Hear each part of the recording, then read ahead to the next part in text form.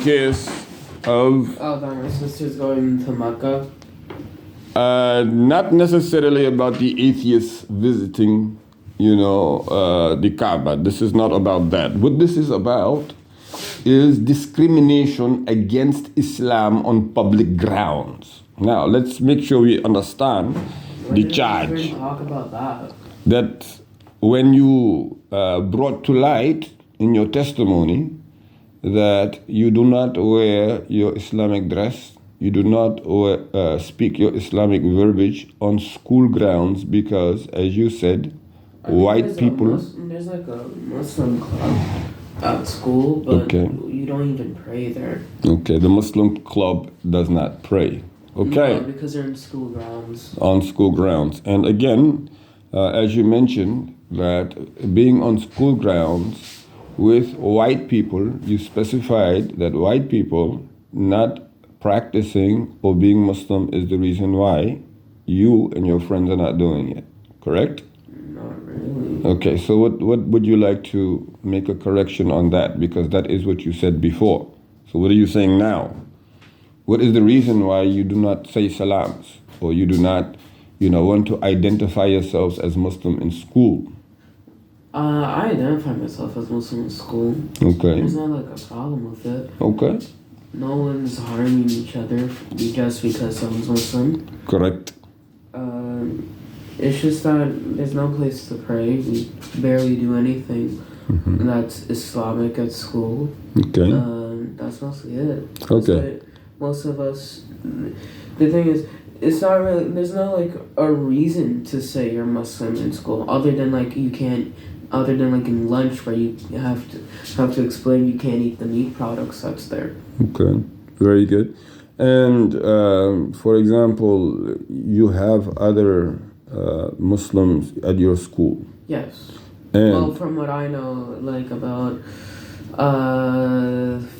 4 other Muslims that I know. that you know of.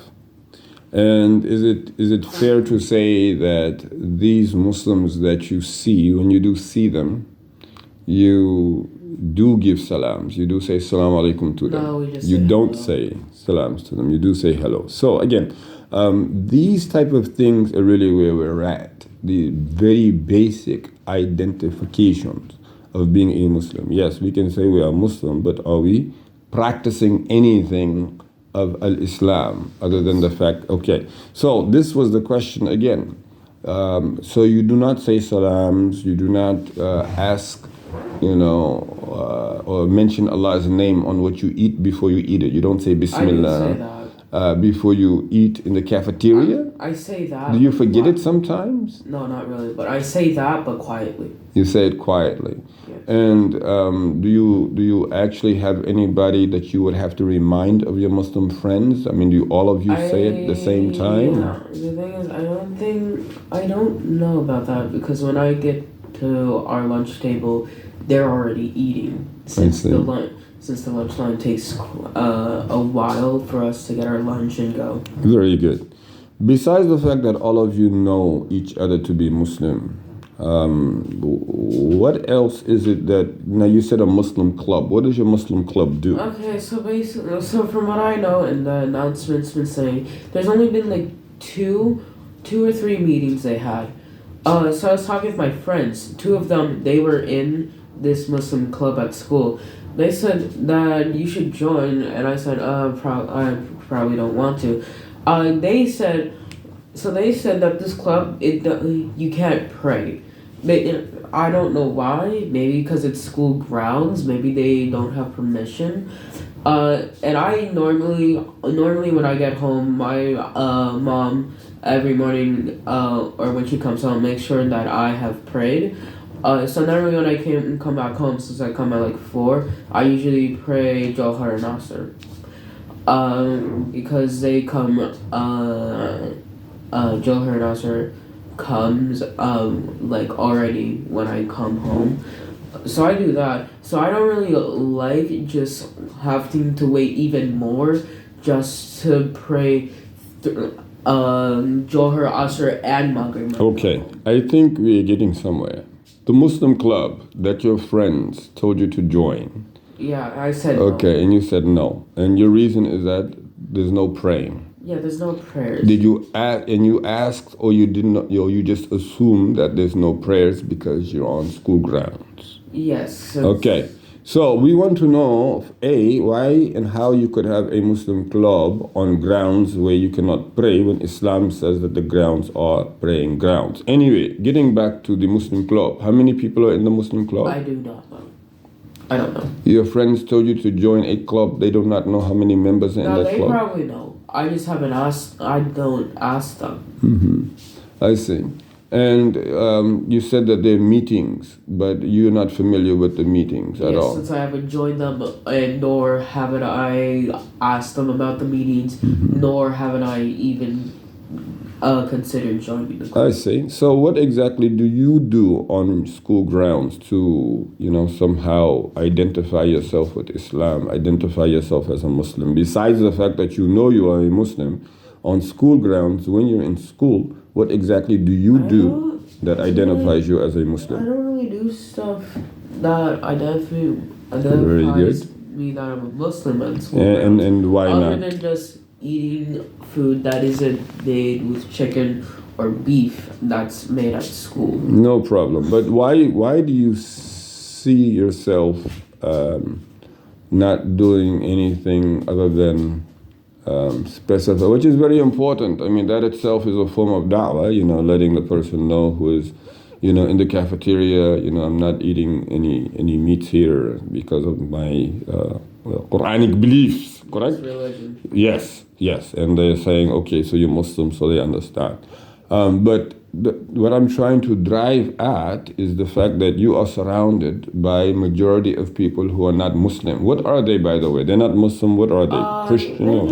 So Indian, black, white, like any race. Some of them are religious. Some of them are in a different religion, or some of them are not even religious at all. That's mostly it. It's not like one specific race. It's multiple races. I see.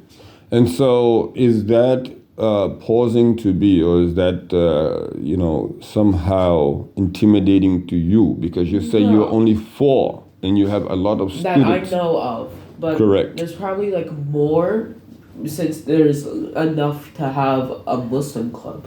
Enough to have a Muslim club. Yeah. And so what is considered to be enough in your school to have any type of club? I don't know how many members there has to be for a club. Okay. To like start off as a club. Right. Okay. Let's move on a little bit because we need to get to the groundbreaking of this, of this probe. Do you feel by any chance that you being in a school where there is a Muslim club that you prefer not to join, and you say your reasons are the fact that they've only had few meetings and the fact that they're not allowed to pray on school grounds?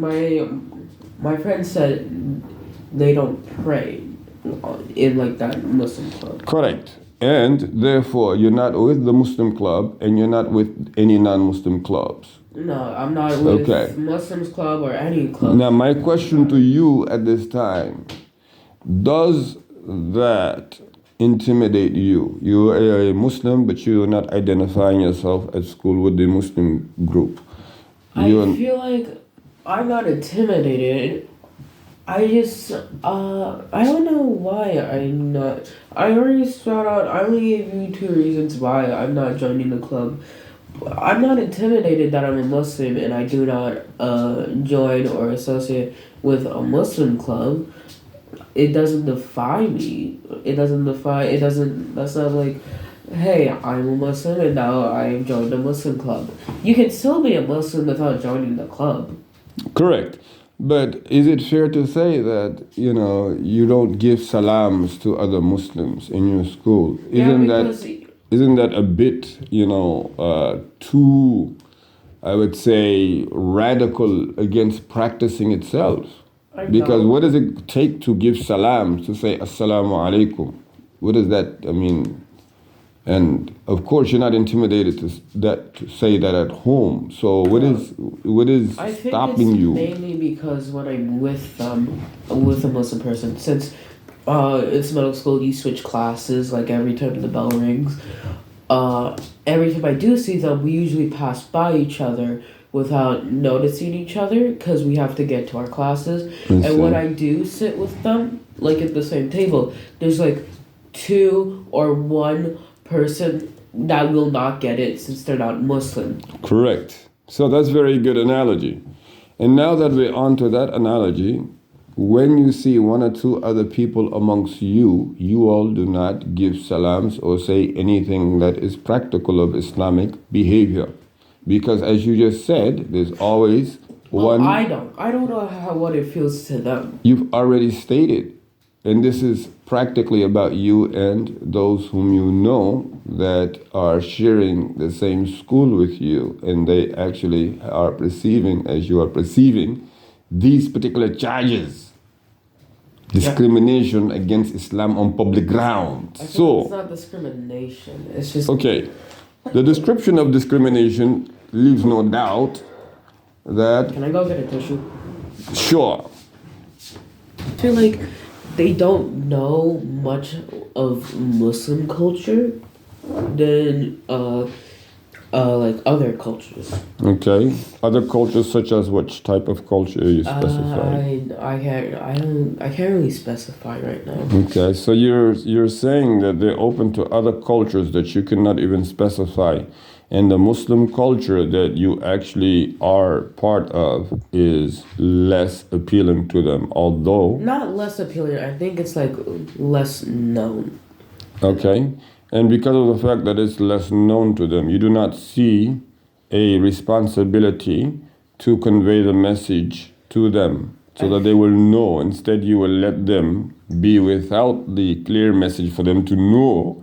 You would rather them just be open to things that they don't know, that you don't know rather. Not so much that they don't know, but things that you do not know. So this is where the discrimination comes into place, because you have the choice of conveying the correct and the accurate message of Islam. Yeah, but Instead, you decide not to even give salams to your friends and make aware of what the salam in Islam is. What you would rather do is assume.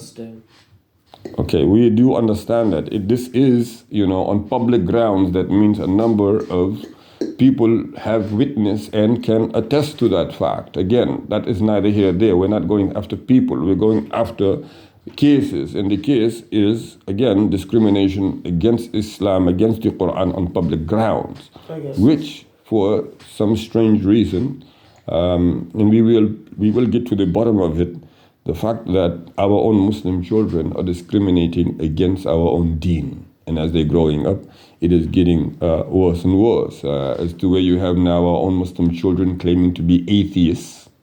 And that is not as, as astonishing as the claim to be, coming out of the closet. They're two different, but we have Muslims doing everything. So what are we trying to do? The explanation, the bottom line is that what it is that you're doing, based off of the Quran, as long as you have your intention to serve Allah, Jalla Jalaluhu, as long as you have the intention to grow as the Sunnah of Rasulullah sallallahu alaihi wasallam upon your affairs, as long as you have that intention and you're acting upon it sincerely for Allah, then you're doing your job as a Muslim citizen, whether, no matter where it is, at home, whether you are, in the school ground, whether you're in other public areas. The point of the matter still remains.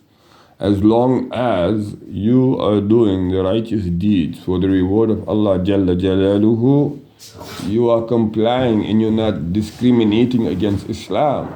But the biggest problem of discriminating against something or someone is that although you know it to be true, you know it to be discriminatory, you remain in it. And that's what we want to try to avoid. Make sure we understand that saying things that you do not mean, or doing things which you have no justification for. This is discriminatory.